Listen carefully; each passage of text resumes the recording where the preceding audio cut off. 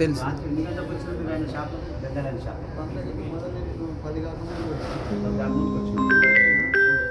బండి తీసుకొని తిరుగు, నేను బస్ స్టాండ్ పెట్టి పెడతాను. నేను అంతే నా పనులు చేసుకుని ఇంత ఒక పని మర్చిపోతే ఆ పని కూడా చేసి వచ్చి ఏమైంది కదా 10 మంది ఏమన్నా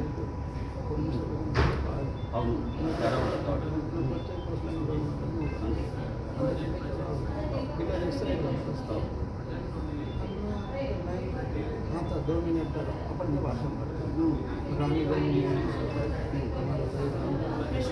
वॉइस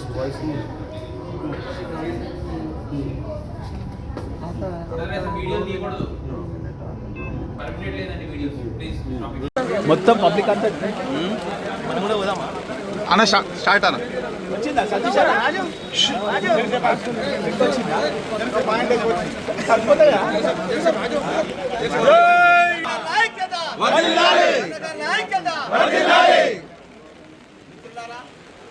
నా పేరు విజయపూర్ రావచ్చర్, తెలంగాణ రాష్ట్ర సహకార సంఘం అధ్యక్షుడిని.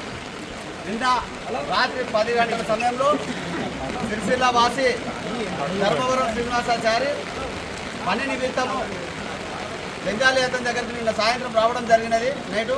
మరి అక్కడ వచ్చిన తర్వాత అక్కడ గంట సేపు పెట్టుకొని మరి 11కి సమయం అవుతున్నది కాబట్టి రాత్రి బస్సు వెళ్ళిపోతుందని అతను అడగడం జరిగింది. మరి 11 గంటల దగ్గర అతను ఇయ్యకపోవడం కాకుండా మరి మన శ్రీనివాస బెంగాలీ అతను రాత్రి 11 సమయంలో రాత్రి మరి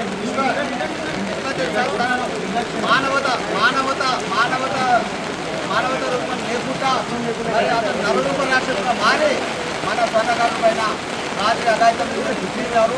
మరి చేసిన పాటు ఆ యొక్క భవనం ఓనర్ ఎవరైతే ఉన్నారో అతను కూడా అతను తోడుగా ఉన్నారు.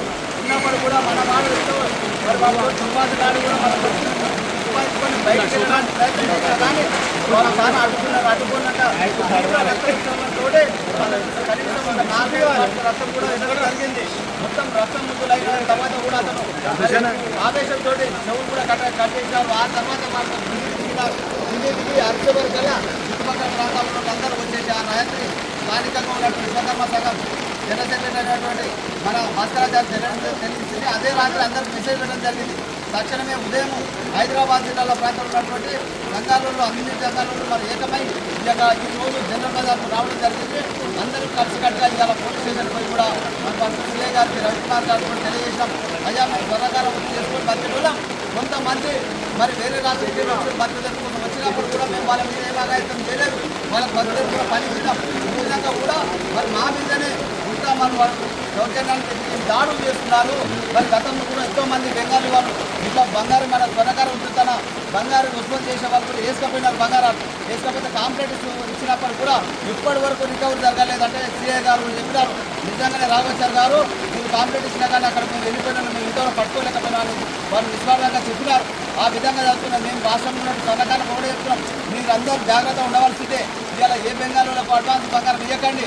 అతను పని చేసిన తర్వాతనే బంగారం ఇచ్చేసి మనం వస్తువులకు తీసుకునే ముందు బంగారం ఇచ్చే తర్వాతనే తీసుకోవాలి తప్ప మీరు అడ్వాన్స్ ఏ బెంగాలీలో కూడా మీరు అడ్వాన్స్ ఇవ్వకండి, పరిశాన్ కాకండి. దీని విషయంలో ఖచ్చితంగా నేను సాయంత్రం వరకు ఒక వీడియో చేస్తే రాష్ట్ర వ్యాప్తంగా ఇస్తాను. ఈ ఒక్కటి నేను ఒకటే చెప్తున్నాను, మనమందరం జాగ్రత్త ఉండాలి. ఎక్కడికి వెళ్ళినా లేటు సమయం అయిపోయినాక స్థానికంగా ఎక్కడ ఉంటే అక్కడ సంఘాలలో ఫోన్ చేయాలి. ఆ నైట్ మరి రాత్రి ఏమంటే మీకు ఇబ్బంది అయినప్పుడైతే ఇక్కడ స్థానిక సంఘం విశ్వకర్మ సంఘం ఉన్నది, అక్కడ పాట్ మార్కెట్ సంఘం ఉన్నది, వాళ్ళకి ఫోన్ చేయాలి. లేదా జిల్లా సంఘం ఉన్నది, చార్మినార్ సంఘం ఉన్నది, గౌన్గూడ సీతమ్మర సంఘాలు ఉన్నాయి.